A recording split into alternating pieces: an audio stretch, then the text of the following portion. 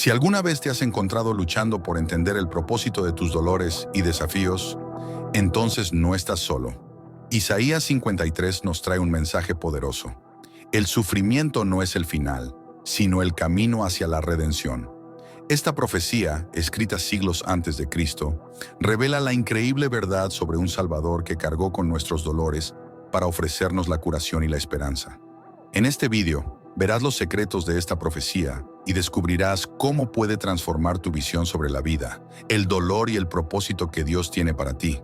Asegúrate de que esta profecía te traerá respuestas y renovará tu fe. Isaías 53 es uno de los capítulos más profundos y proféticos de la Biblia, presentando la figura del siervo sufriente. Este pasaje, escrito siglos antes del nacimiento de Jesús, es visto por muchos cristianos como una de las profecías más claras sobre el Mesías, revelando detalles precisos sobre el sufrimiento y la redención que él traería al mundo.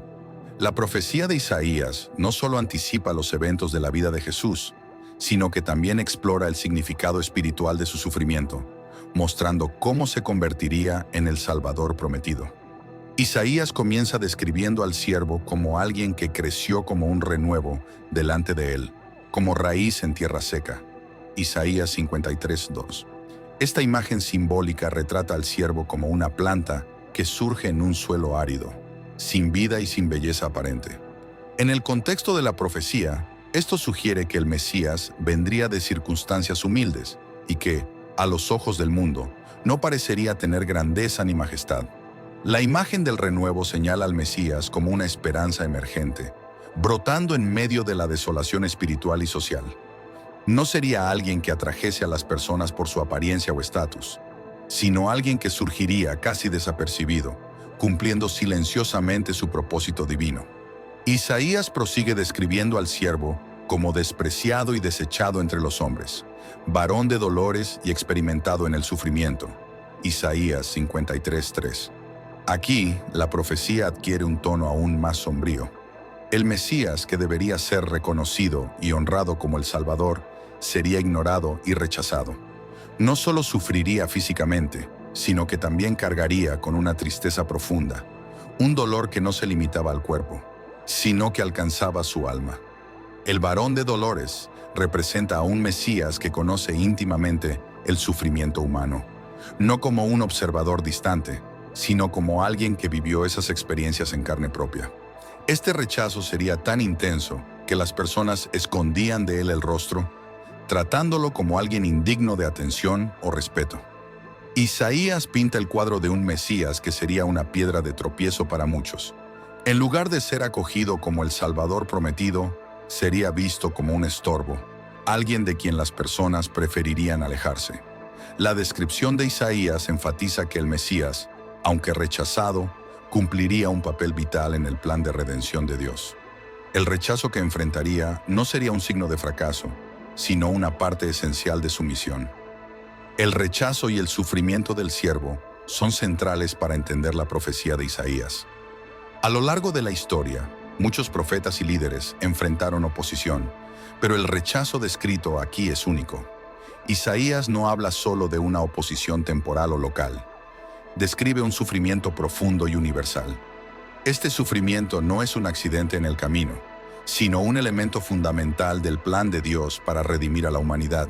La profecía nos lleva a entender que el sufrimiento del Mesías no sería en vano, sino que tendría un propósito redentor. Él sería herido por nuestras transgresiones y molido por nuestras iniquidades. Isaías 53:5, mostrando que su sufrimiento sería vicario. Es decir, sufriría en lugar de otros, llevando sobre sí las culpas y los dolores de la humanidad. Isaías 53 continúa describiendo cómo el siervo no abrió su boca mientras era oprimido y afligido, como un cordero que es llevado al matadero. Isaías 53:7.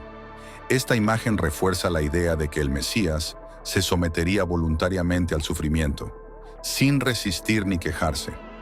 Aceptaría su destino, sabiendo que su muerte sería el medio por el cual muchos serían salvos.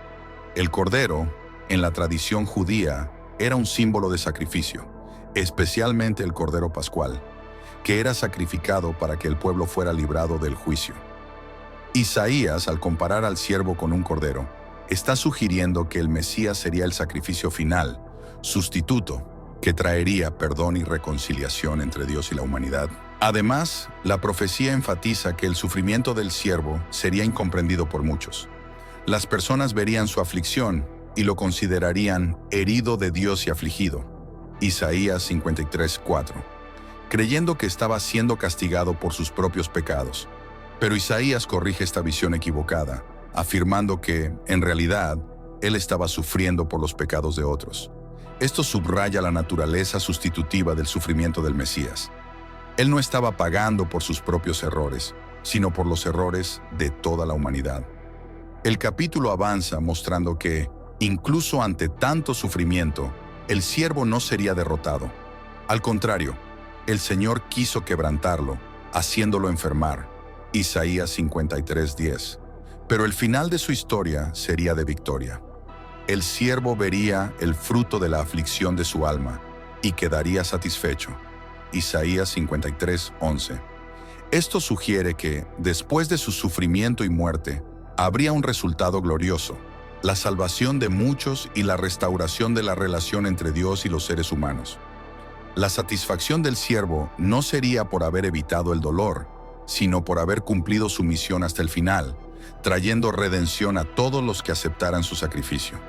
Esta visión profética apunta hacia la resurrección del Mesías, que después de sufrir y morir, sería exaltado y glorificado. No permanecería en la muerte, sino que vería la luz y compartiría el botín con los poderosos, una metáfora de su victoria final sobre el pecado y la muerte. Isaías 53:12. El siervo, que fue rechazado y despreciado, finalmente sería reconocido por su verdadera identidad y misión. Su sufrimiento, lejos de ser un fracaso, sería el medio por el cual traería paz y sanación a muchos.